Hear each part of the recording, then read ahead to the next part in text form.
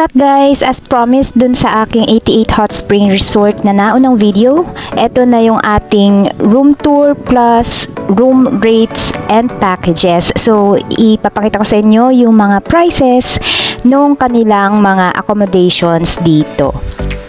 Ilalagay ko yung link ng video na yon dito sa description box sa baba. Naku, dun pa lang busog na yung mata nyo sa mga magagandang tanawin, kaya panoorin ninyo. Itong pathway na to, ito yung dadaanan ninyo kapag pupunta na kayo dun sa mga accommodations and amenities. Yung pathway na nakikita ninyo sa bandang right side ninyo, dyan ako dumaan nung itinur ko kayo sa may man-made lake, sa wishing well, feng shui octagon pool at iba pang hot spring pools nila, including yung biggest pool nila na merong slide. Dito tayo dumaan sa aisle na to para madaanan natin yung kanilang standard room, bamboo deluxe, bamboo suite, tsaka villa room and yung pension house nila. Tapos dun sa bandang dulo, nandun yung room namin, iro-room tour ko kayo. Ayan, sakto, madadaanan natin yung kanilang bamboo suite. 3,900 siya kapag weekday, Sunday to Thursday, tapos 5,600 kapag weekend, Friday, Saturday, and holidays. Inclusive na siya ng 2 packs entrance, tapos free breakfast na rin siya. Kapag may additional kayo na heads, 1,650 kapag adult, and then 1,300 naman kapag bata. Ito naman yung kanilang bamboo deluxe. Same price siya ng bamboo suite. Ang pinagkaiba nga lang, king size yung bed dito. Dun sa bamboo suite, 1 queen size tsaka isang single size na bed. Katapat lang mismo nung mga bamboo suite na yan, yung kanilang cabins na standard room. Ang price naman dito, pag weekday, 3,500.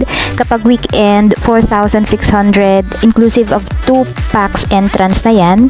Ganun din, 1,650 kapag additional adult and 1,300 pag bata, and free breakfast na rin siya. Pag dinire-diretso nyo to, ang end up nyo ay dun sa may wishing well at saka sa may man-made lake. Pinakita ko din yon dun sa previous video ko. Ang ganda niya, kaya panoorin nyo rin yung video na yon. Sobrang nakaka-relax dito guys, kasi talagang mga green, nature, yun talaga yung makikita ninyo. Tapos kung may mga bagets kayo, no, pwede nyo silang patakbo-takbuhin dyan, no, para ma-exercise din naman sila. Tapos dun sa may bandang dulo, ayun, makikita ninyo, yung magkakahilera na yan na yung pension house, yung may mga red roof na yan. 4,500 siya per night kapag weekdays, tapos kapag weekend, 6,600 naman. Tapos yung building sa likod, yan yung kanilang executive room. Puntahan natin guys para makita nyo ng malapitan. Bali sa building na to, yung nasa first floor, yun yung massage area nila. Tapos yung nasa second floor, yun na yung executive room nila. And according sa chismis, yun daw yung pinakamahal nila na room dito.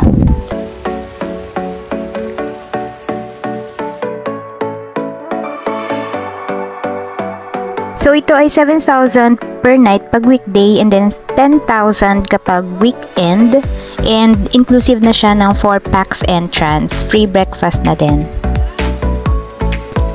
Yung mga cottages na yan, pwede nyo palang gamitin yan kung magde-day tour kayo. Ang day tour package nga pala nila ay 1,650 kapag adults, tas consumable doon yung 500 pesos. Kapag naman kids, 1,300. Kids to 3 to 12 years old yun, consumable niya is 400 pesos. Tapos 8 o'clock AM to 10 o'clock PM siya. Dito nga pala sa gilid yung mga villa. 4,500 kapag weekday and then 6,600 kapag weekend, inclusive of 2 packs entrance na siya, and then additional na lang kapag gusto nyong mag-add ng additional person. Ang maganda dito sa villa, katapat na katapat niya mismo yung biggest pool nila dito sa resort. As in, ayan no, ayan na kagad yung pool. Puntahan naman natin yung room accommodation na nakuha namin, no, and etong dinadaanan natin, may shortcut dito papunta dun sa mga cabins na dinaanan na rin natin at saka pinakita ko sa inyo kanina. Tara guys, room tour naman tayo. Let's go! Dito na lang tayo sa shortcut dumaan para hindi na tayo iikot ng malayo. By the way, pwede nga pala kayo magdala ng food, pero kung magpapasok kayo ng food, meron siyang corkage fee na 100 pesos per head, day tour, and for overnight. By the way, yung prices na binabanggit ko dito ay effective as of this recording, and credits to 88 Hot Spring Resort FB page kasi sila yung source ko for the information na binanggit ko dito. Para sa mga updated pricing, always visit their Facebook page. Ayan, pasok lang tayo dito sa may eskinita katabi ng men's locker room. Tapos yung dulo niyan, yun na rin yung aisle ng mga bamboo suite at saka nung standard room cabins. Ayan, eto na tayo guys. Eto rin yung kanina.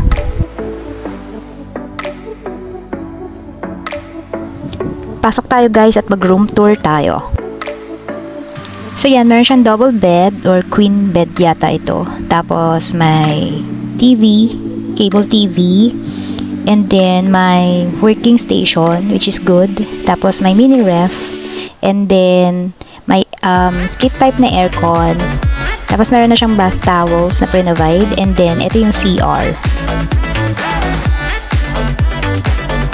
Tapos meron na rin siyang kasamang toiletries, and then may sink, and syempre may bidet, and higit sa lahat syempre hot yung shower na naka-install dito. Katamtaman lang, hindi siya mainit na mainit, hindi rin naman siya malamig. May window din siya, and meron naman siyang blinds. Gabi na guys, kaya lalabas muna kami for dinner. Doon kami magdi-dinner sa Filipino restaurant nila dito din sa resort, yung Makiling Ihawan Garden. Panoorin niyo rin po yung separate video ko. Ilalagay ko po sa description box yung link. Ando dun yung prices, yung menu, at saka yung hitsura nung restaurant mismo sa labas. Tsaka kung ano yung mga menu na pwede nyo ipaluto dito sa kanilang restaurant. Ayun guys, thank you so much for watching and see you on the next one.